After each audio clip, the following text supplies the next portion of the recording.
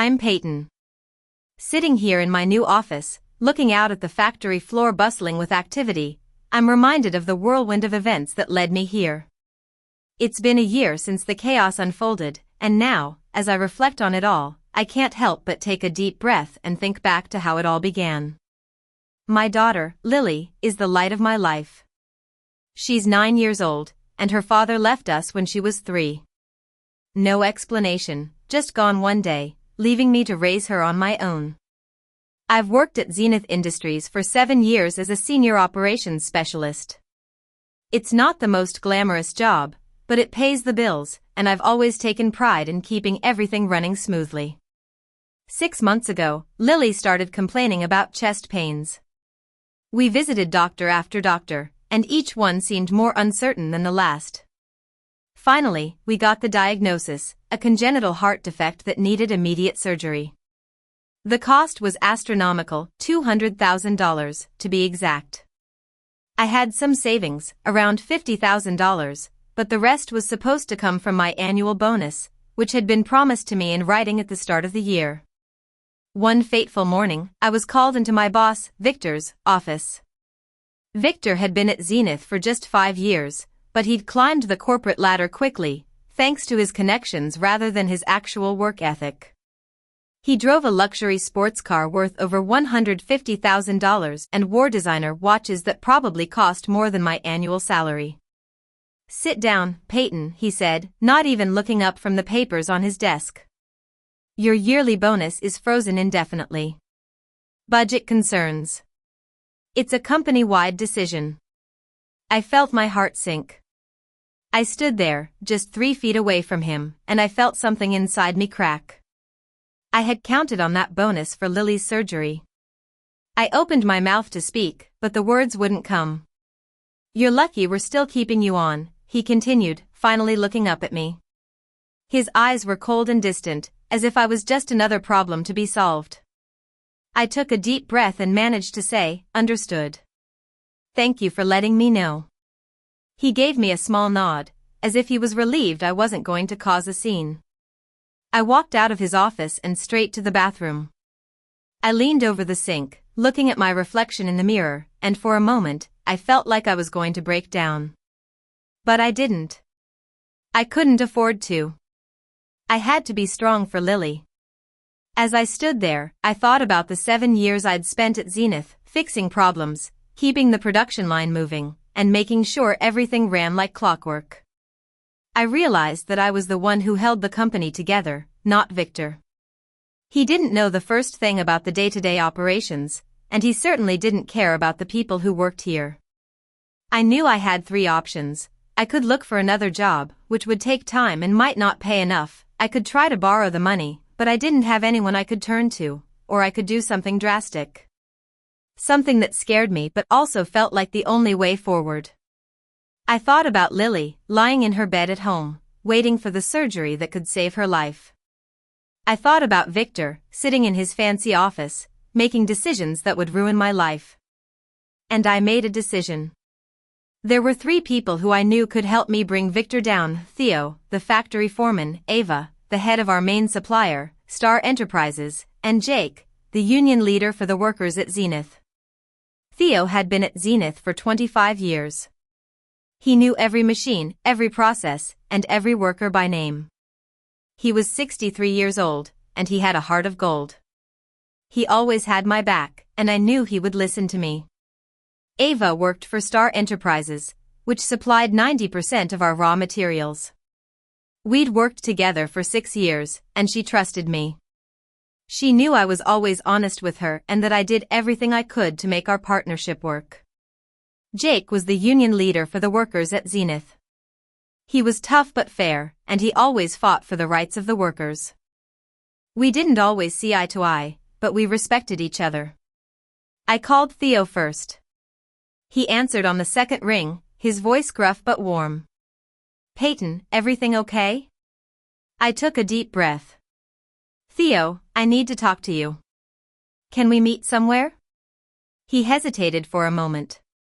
"Sure. There's a diner near the old warehouse. Can you be there in an hour?" I agreed and hung up. As I drove to the diner, my hands were shaking. I knew what I was about to do was risky, but I didn't have a choice. When I arrived at the diner, Theo was already sitting at a booth in the corner. He looked up as I approached, his eyes filled with concern. "You look like you've seen a ghost," he said. I sat down across from him and took a sip of my coffee. "Victor froze my bonus. I need that money for Lily's surgery." Theo's face hardened. "That son of a... I always knew he was a snake. What can I do to help?" I took a deep breath. I've heard him talking about bringing in cheaper labor from overseas. He thinks the current workforce is too expensive. Theo's jaw tightened.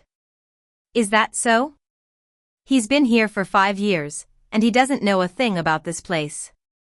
We've built this company from the ground up, and he wants to replace us with who knows what." I nodded.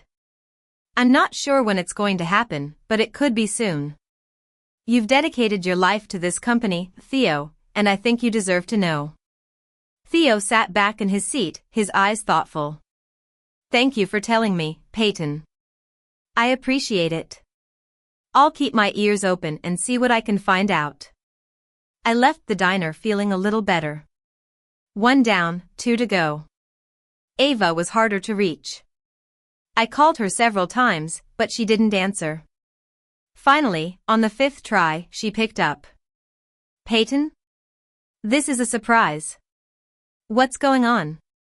I took a deep breath. "Ava, I need to talk to you about Zenith. Can we meet?" She hesitated. "This is a busy time for me, Peyton. Can it wait?" I knew I had to be persuasive.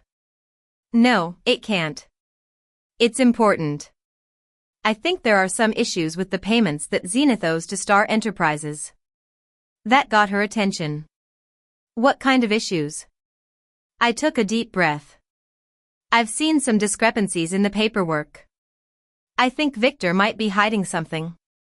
Ava was silent for a moment. "I'll meet you. There's a hotel bar near my office. Can you be there in 2 hours?" I agreed and hung up. As I drove to the hotel, I felt a knot in my stomach. I knew I was taking a huge risk, but I had to do something. When I arrived at the hotel bar, Ava was already sitting at a table, sipping a glass of wine. She looked up as I approached, her eyes cold. "Peyton, what's this all about?" I sat down across from her and took a deep breath. "Ava, I think Zenith owes Star Enterprises more money than they're letting on. I've seen the payment schedules, and they're not adding up." Ava's eyes narrowed. "Are you sure about this?" I nodded. "I'm sure. I think Victor is trying to cover something up. I don't know what, but I think you need to investigate." Ava sat back in her seat, her eyes thoughtful. "I'll look into it. But if you're wrong, Peyton, you're going to be in a lot of trouble." I nodded. "I know. But I think it's better to be safe than sorry." Ava stood up. "I'll let you know what I find out." I watched her leave, feeling a sense of relief.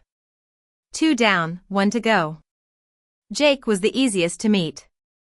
We arranged to meet at a park near the factory after work.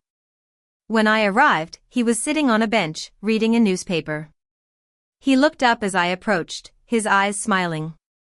"Peyton, what's up?" I sat down next to him and took a deep breath. "Jake, I need to talk to you about Victor." Jake's face hardened. "What about him?" "He's been a pain in the ass since he got here." I nodded. "I know. But I think it's worse than that. He promised to upgrade the safety equipment in the factory, but he never followed through." Jake's eyes widened. "Are you serious? That's a huge safety violation." I nodded. "I'm serious. I checked the budget, and there's no money allocated for the upgrades. He just told you what you wanted to hear to shut you up." Jake stood up, his face angry. "I'm going to file a complaint with the labor board. This is unacceptable." I nodded. "I think that's a good idea. But be careful. Victor is going to try to cover his tracks. Jake nodded. Thanks for the heads up, Peyton. I appreciate it. I left the park feeling a sense of accomplishment. 3 down, and the storm was about to hit. The next day, chaos erupted at Zenith. Theo didn't show up for work, and no one could reach him. Production started to slow down, and the workers were confused and frustrated. By noon, production had come to a complete halt. At the same time, Ava sent a representative to Zenith, demanding immediate payment of all outstanding invoices. Victor was caught off guard, and he didn't have the money to pay. He tried to negotiate, but Ava's representative was firm. Pay up, or we cut off all supplies. And then, Jake filed his complaint with the labor board. Inspectors were sent to the factory, and they found a multitude of safety violations. Victor was in a panic, and he didn't know what to do. Over the next few days, the situation at Zenith deteriorated further. The owners of the company were called in, and they were not happy. They realized that Victor had been making decisions without their approval, and they were furious. By the end of the week, Victor was reassigned to a small branch office in a remote location. He was effectively out of the picture, and I knew that my plan had worked. But it wasn't all smooth sailing. The company was in disarray, and production was still at a standstill. The owners knew that they needed someone to step in and fix things, and they called me into their office. Peyton, the senior owner said, looking at me intently. We've been reviewing the situation here, and we've realized that you're the one who has been keeping this company running. We're offering you a promotion to operations manager. We want you to fix this mess and get this company back on track. I was shocked. This was not what I had expected. I had been so focused on getting Lily's surgery and bringing Victor down that I hadn't even thought about a promotion. Thank you, I managed to say. I appreciate the offer, but I have one condition. The owners looked at me, surprised. What's that? I took a deep breath. I want you to bring Theo back. He's the key to getting production back up and running. He knows this place better than anyone. The owners looked at each other, then nodded. We'll do it. But can you get him on board? I nodded. I think so. I called Theo and arranged to meet him at the diner again. When I arrived, he looked older and more tired than I remembered. Peyton, he said, looking at me sadly. I heard what happened. Victor's gone, but the damage is done. I don't know if I can come back. I sat down across from him and took his hand. Theo, please. The company needs you. I need you. I've been promoted to operations manager, and I want you to be my right-hand man. We can fix this together. Theo looked at me, his eyes filled with emotion. You really think we can do it? I nodded. I know we can. We've been through worse together, and we've always come out on top. Please, for the sake of the company and the workers. Theo sat back in his seat, his eyes thoughtful. Okay, Peyton. I'll do it. But only on one condition. I looked at him, curious. What's that? Theo smiled. That you don't let this promotion go to your head. You're still the same Peyton I know and respect. I laughed. Deal. Over the next few weeks, Theo and I worked tirelessly to get the company back on track. We hired a new safety officer to address the violations, and we worked with Ava to resolve the payment issues. Slowly but surely, production started to pick up, and the company started to recover. 6 weeks after the bonus was released, Lily had her surgery. It was a success, and she was able to come home a few days later. She's been doing great ever since, and she's back to playing sports and being a normal 9-year-old. A year has passed since then, and a lot has changed. I've settled into my new role as operations manager, and I'm proud of the work I'm doing. Theo is still my right-hand man, and he's been instrumental in the company's recovery. Ava and I have strengthened our partnership, and Star Enterprises is still our primary supplier. Jake and I worked together closely to ensure that the workers' rights are protected, and the company is now a much better place to work. But sometimes, late at night, I still think about what I did. I know that I lied, at least a little bit, to get Theo, Ava, and Jake to act. I twisted the truth just enough to make them believe that they needed to take action.